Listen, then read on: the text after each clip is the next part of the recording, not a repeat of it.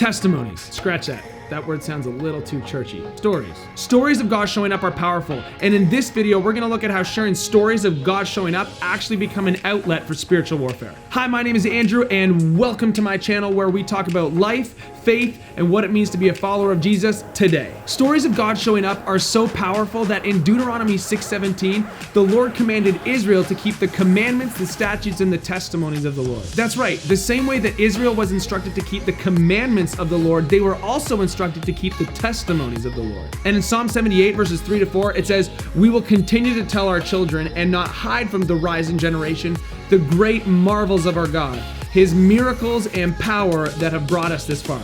In these two verses, we see that sharing testimonies or stories of God showing up are actually a part of how we raise our children. To remind them that our God isn't some pie-in-the-sky creator who set the world into motion only to step back and watch what happens, but he is actively involved and engaged, and he proves time and time again that he is a good God whose heart is for his kids. But it occurred to me recently that sharing testimonies or stories of God showing up is actually an act of spiritual warfare. Check this out. In Joshua 2, the spies that Joshua had sent out to scope out Jericho were taken in and hidden by Rahab, the prostitute. While they were with her, in verse 10 and 11 of chapter 2, she says this, "For we have heard how the Lord made a dry path for you through the Red Sea when you left Egypt. And we know what you did to Sihon and Og, the two Amorite kings east of the Jordan River, whose people you completely destroyed. No wonder our hearts have melted in fear.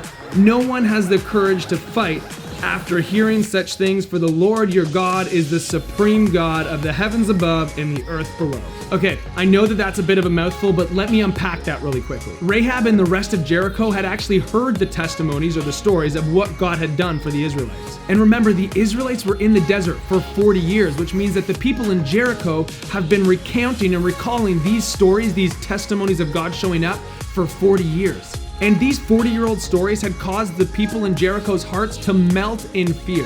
Here's the point. Every time we share a testimony or a story of what God has done and a way that he's shown up, we're not just encouraging ourselves or other Christians. We're actually making a declaration and reminding the enemy of another area where he's lost and he's been defeated by the goodness of God. And every time we remind them of their defeat, they melt in fear because Jesus has won absolute victory on the cross. So there you have it. Now go and feast on some testimonies of what God has done. Encourage yourself, encourage some other believers, and while you're doing it, as a byproduct, you are declaring spiritual war on the enemy. Hey, thanks for watching. I hope that you liked this video. If you did, come on, hit that like button. And if this is the kind of content you like and you want to see more of it, hit that big red subscribe button and the little bell next to it so you stay notified every time there's a new video. See ya.